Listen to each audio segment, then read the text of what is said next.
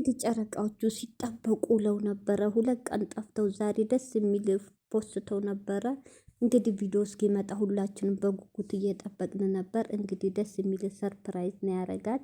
ግን ከሰርፕራይዙ በፊት ብሩኬ ልክ እንደገባች አቀባበሉ ሀይሚዬ ይቅርታ አርጊልኝ፣ አሁን ጾም ደርሷል፣ ሆዳችን ቂም ተያይዘን ጾሙን አንጀምር፣ ፈጣሪ የሚያወደውም እወድሻለሁ፣ ከአንቺ መለየት አልፈልግም፣ ለተሰራሁት ሁሉ፣ ላጠፋሁት፣ ለበደልኩሽ፣ ላስቀየምኩሽ ነገር ይቅርታ አርጊልኝ ብለህ አበባዋን ብታስይዛት በጣም ደስ ይል ነበር።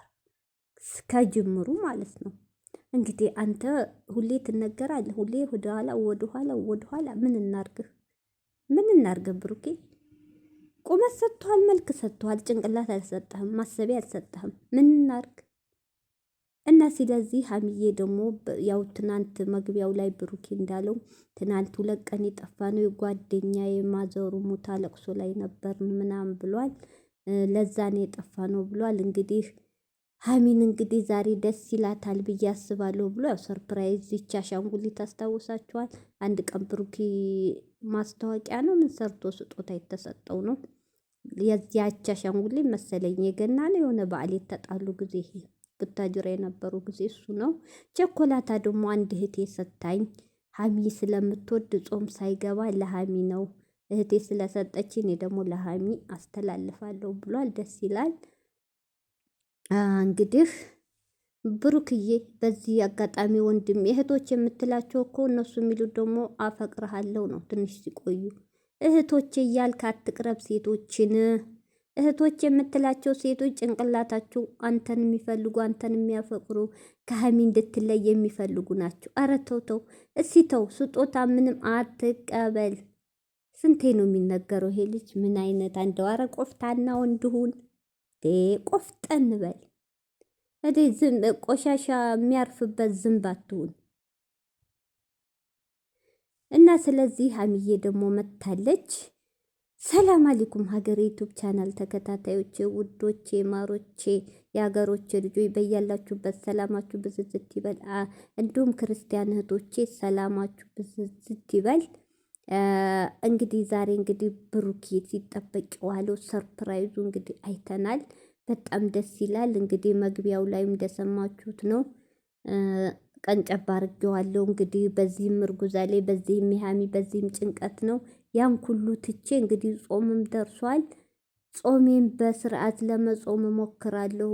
ፈጣሪ ጸሉልን፣ ፈጣሪ ሁሉን ነገር በሰላም ይፍታው፣ ጥሩ ነገር ያሰማ እያለ ነው። በጣም ነው እዚህ ጋ ያሳዝነኝ።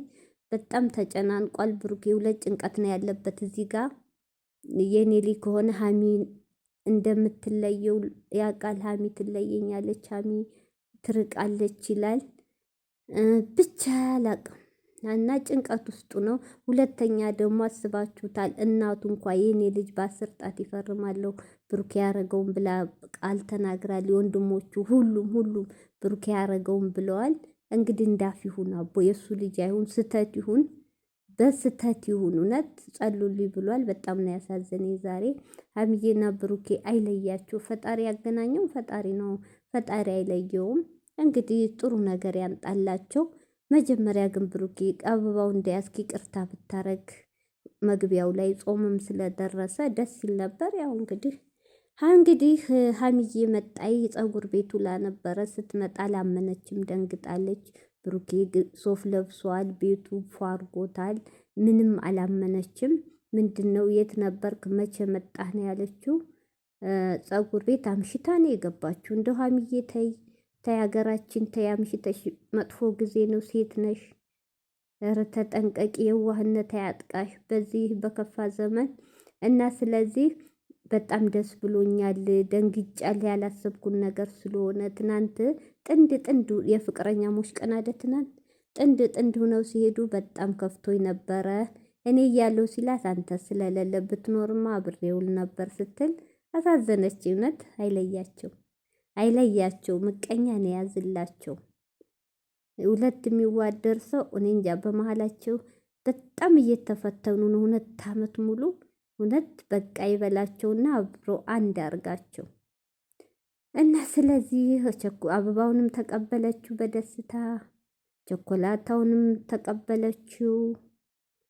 እንደዚህ ኩኜ ነው ወይ አንተ ሱፍ ለብሰስ ቀሚሱንም ሰጣን ለብሰሽ ነይ ሲላል፣ እኔ ደግሞ የሚገርመኝ እህቶቼ ልኳን ያውቃል ልጅ ሀይሚዬ ወፍራለች፣ ቦርጫ ወጣች፣ ቂጣ ወጣች። በዚህ በቁመት ውፍረት ደግሞ መሬት መግባት ነው።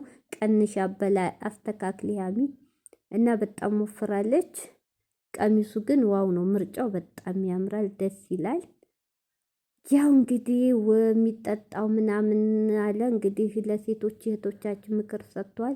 የእኔ አላምንበትም አለ የፓላንታይን ነው የፍቅረኞች ቀን የሚባለው አላምንበትም። መጽሐፍ አንብቤ በጣም ያስጠላል። ሴቶች የሚያረግዙበት፣ ሴቶች ያለ ፍላጎት የሚሳሳቱበት፣ ሴቶች የሚያስወርዱበት ቀን ነው አለ። ፍቅረኛ ቀን እያሉ አብረ ይጠጣሉ፣ አብረ ይጨፍራሉ፣ አብረ ያድራሉ። በኋላ ለወንድ ላይ ኖርማል ነው አለ። ሴት ግን አንገት ያስደፋል። ያለ ከጋብቻ ውጭ እንደዚህ አይነት ነገር ከፈጣሪ መውጣት ነው፣ ከሰውም አይን እንትን ማለት ነው፣ ከቤተሰብም መውጣት ነው አለ። እውነቱን ነው። እና ሴቶቹም ወንዶቹም ባካችሁ ጥንቃቄ አድርጉ እዚህ ጋር ብሏል። እኔ ግን ለዛ ሳይሆን በቃ ያን ቀን ዝም ብሎ አይደል ለማስደሰት ጓደኛ ስለሆን አለ ሀይሚ ጋ እንድትደሰት ለማድረግ ነው እንጂ እኔ ብዙም አላምንበትም አለ። እንግዲህ ብቻ ደስ ይላል። ወይኔ ጨጓራ ጨጓራ ብስሚላ እና ብቻ ደስ ይላል። ሀይሚዬም በጣም ተደስታለች። እኔ እንዳየሁ ከሆነ ያው በመሀሏም ውስጧም ሀሚ ተናግራለች። ትንሽ ነገር ያስደስተኛል፣ ትንሽ ነገር ያስከፋኛል ብላለች ጸቧ።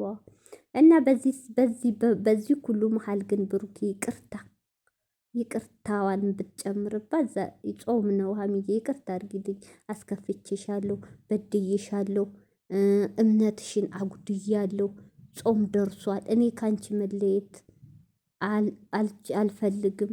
የመጣብን ችግር አብረን እንዋጣ እና በጾሙ በሰላም እንጹም፣ ቂም ተያይዘን አንጹም፣ ይቅርታ አድርጊልኝ ብሎ ዝቅ ቢል አበባው እንደያዘ እንዴት ደስ ይል ነበር። ምን እናድርገው እንግዲህ ልጁን ቁመት አንደኛ፣ መልክ አንደኛ፣ ጭንቅላት ዜሮ። ተው ብሩኪ እና ስለዚህ በጣም ደስ ይላል። እንግዲህ ቶች መጨረሻቸውን ያሳምርላቸው፣ አይለያቸው።